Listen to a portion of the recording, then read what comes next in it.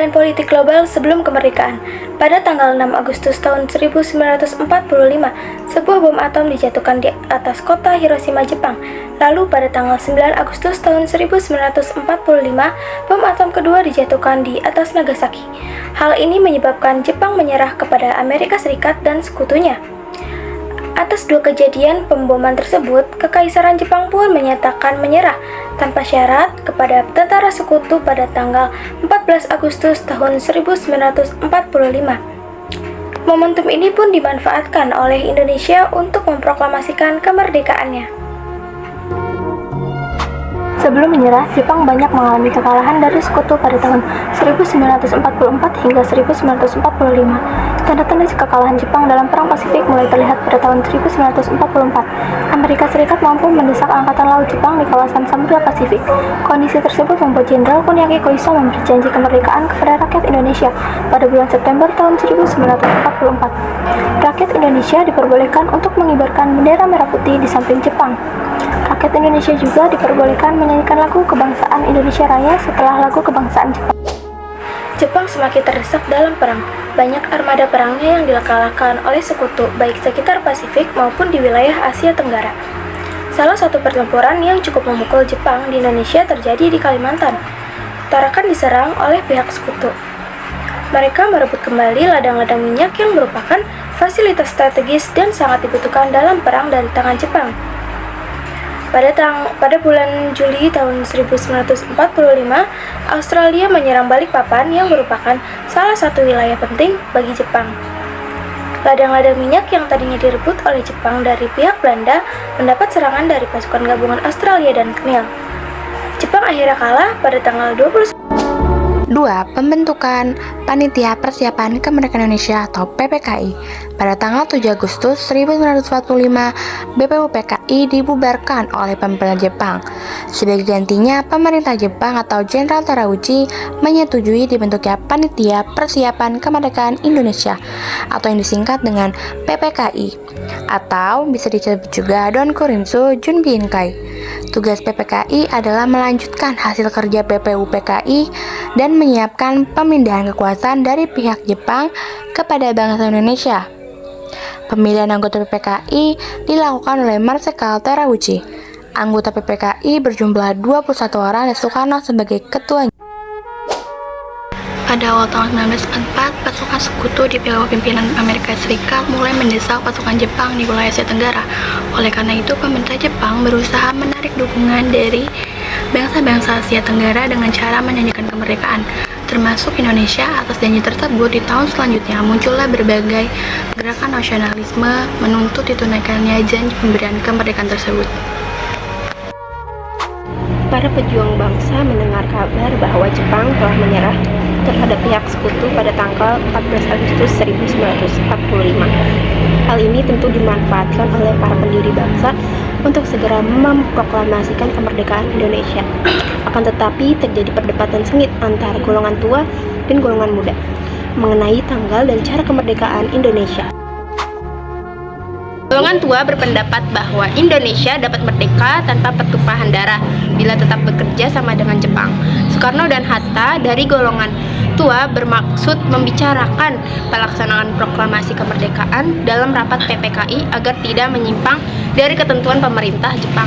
Sikap inilah yang tidak disetujui oleh golongan muda. Mereka menganggap bahwa PPKI adalah badan buatan Jepang. Golongan muda menghendaki kemerdekaan dengan kekuatan sendiri. Tidak ada campur tangan dengan pemerintah Jepang. Hari kemudian, gejolak tekanan yang menghendaki pengambilan kekuasaan oleh Indonesia makin memuncak. Tekanan itu dilancarkan para pemuda dari beberapa golongan, terutama golongan muda yang mendesak Soekarno dan Hatta untuk memproklamasikan kemerdekaan. Golongan muda pun memutuskan untuk menculik para tokoh dari golongan tua. Rapat PPKI yang semulanya akan dilaksanakan pada tanggal 6 Agustus 1945 pukul 10 pagi tidak jadi dilaksanakan. Hal ini karena Soekarno dan Hatta tidak muncul serta tidak tahu telah terjadi peristiwa Rengas Dengklok. Rengas Dengklok merupakan kota kecamatan di Kabupaten Karawang, Jawa Barat. Di kota inilah Soekarno dan Hatta dibawa secara paksa oleh golongan muda. Pada tanggal 16 Agustus 1945 dini hari sekitar pukul 3.30 pagi, para pemuda masuk diam-diam ke rumah Soekarno. Soekarno dan Hatta dibawa ke Rengas Dengklok, Karawang. Aksi penculikan ini sebenarnya adalah bentuk pengamanan dua tokoh bangsa tersebut. Soekarno dan Hatta perlu dijauhkan dari Jakarta yang saat itu masih belum aman dari konflik dan peperangan. Pengamanan Soekarno-Hatta perlu dilakukan karena mereka harus segera memproklamasikan kemerdekaan Indonesia. Para golongan muda pun menyampaikan maksud dan tujuan mereka membawa Soekarno-Hatta ke Rengas Dengklok. Mereka menjelaskan bahwa Jepang sudah menyerah kepada sekutu. Soekarno-Hatta yang baru tiba di Indonesia ragu akan kebenaran berita menyerahnya Jepang.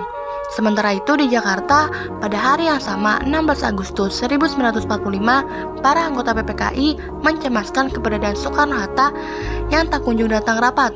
Salah satu golongan muda, Yusuf Kanto, datang menemui Ahmad Subarjo dan mengabarkan lokasi Soekarno-Hatta. Mengetahui hal tersebut, Ahmad Subarjo pun bergegas ke Rengas Dengklok. Pada pukul 18 WIB, Subarjo tiba di Rengas Dengklok. Mereka melakukan perundingan di ruang tengah. Soekarno, Soekarni, Hatta, Subarjo, Subeno, dan Sutarjo sedang berdiskusi serius. Kedatangan Soeharjo ke Rengas Dengklok adalah untuk mengabarkan dan mengonfirmasi kebenaran berita bahwa Jepang telah menyerah dalam perang terhadap sekutu. Mendengar kabar itu, Soekarno dan Hatta akhirnya bersedia memproklamasikan kemerdekaan Indonesia.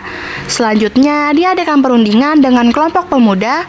Ahmad Subarjo memberikan jaminan kepada para pemuda bahwa Soekarno dan Hatta akan memproklamasikan kemerdekaan Indonesia tanggal 17 Agustus 1945.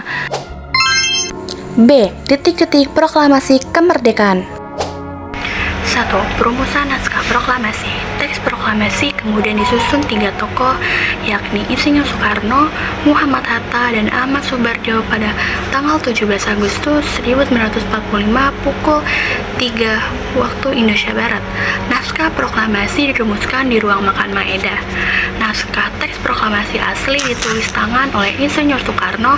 Setelah selesai dirumuskan, Soekarno membacakan naskah teks proklamasi di hadapan semua peserta yang hadir. Setelah mendapatkan persetujuan dari seluruh elemen, Hatta pun menyampaikan bahwa naskah teks proklamasi harus ditandatangani oleh seluruh pihak yang hadir. Akan tetapi, Soekarni menolaknya. Ia mengusulkan cukup Soekarno dan Hatta saja yang menandatanganinya. Ia juga mengusulkan frasa wakil-wakil bangsa Indonesia diubah menjadi atas nama bangsa Indonesia. Semua yang hadir pun menyetujuinya. Naskah kemudian diserahkan kepada Sayuti Melik untuk diketik. Ketika teks sudah disetujui, naskah teks proklamasi kemudian diserahkan kembali kepada Soekarno untuk ditandatangani. Persiapan pembacaan teks proklamasi. Banyak yang mengira bahwa pembacaan teks proklamasi akan dilakukan di lapangan Ikada, termasuk tentara Jepang. Jepang yang telah mengetahui rencana pembacaan proklamasi berusaha untuk memblokade lapangan Ikada. Rakyat dan barisan pemuda telah berdatangan ke lapangan Ikada. Mereka ingin menyaksikan pembacaan teks proklamasi. Pemimpin barisan pelopor, Sudiro juga datang ke lapangan Ikada dan melihat pasukan Jepang dengan senjata lengkap menjaga ketat lapangan itu. Sudiro kemudian melaporkan keadaan itu kepada Muwardi, Kepala Keamanan Soekarno. Mengetahui hal tersebut, akhirnya diputuskan proklamasi akan diikrarkan di halaman rumah Soekarno, Jalan Pengangsaan Timur. 3. Pelaksanaan upacara dan pembacaan proklamasi. Kemudian, tepat pada pukul 10 waktu Indonesia Barat, hari Jumat 17 Agustus 1945, bertempat di Jalan Pegangsaan Timur nomor 56. Naskah teks proklamasi itu pun dibacakan oleh Presiden Soekarno didampingi Hatta. Pembacaan proklamasi kemerdekaan dilakukan dalam suasana yang hikmat. 4. Penyebaran berita kemerdekaan.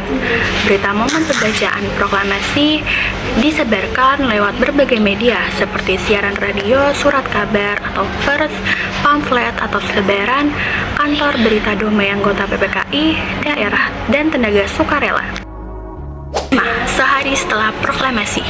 Sehari setelah proklamasi, atau tepatnya tanggal 18 Agustus 1945, PPKI mengadakan sidang pertama dalam sidang menetapkan Undang-Undang Dasar sebagai UUD bagi Indonesia.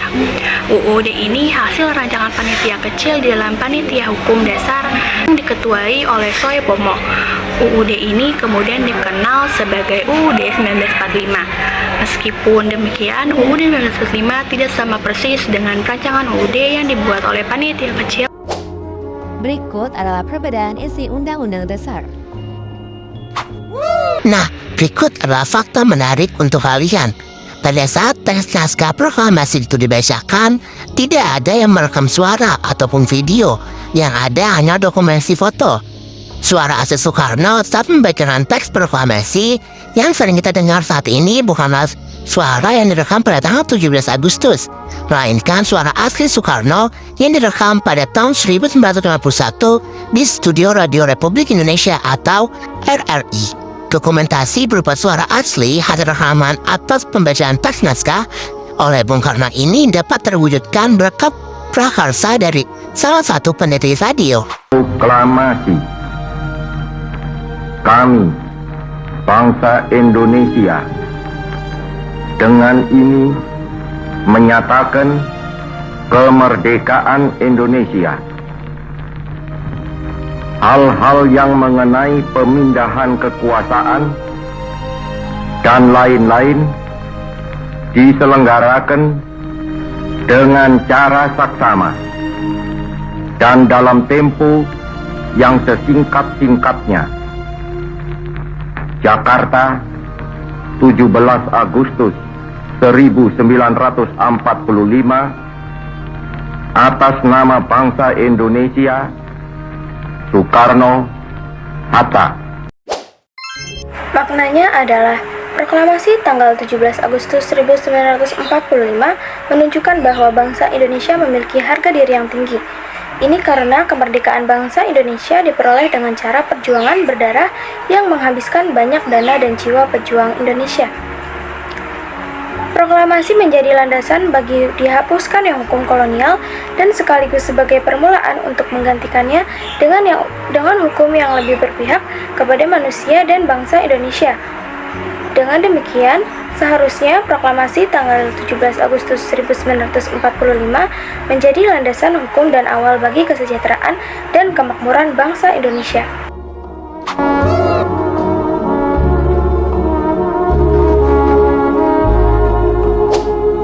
Kota naskah proklamasi. Untuk ke sebelah kiri adalah teks proklamasi hasil tulisan tangan Presiden Insinyur Soekarno, dan untuk sebelah kanan adalah hasil ketikan oleh Sayuti Melik.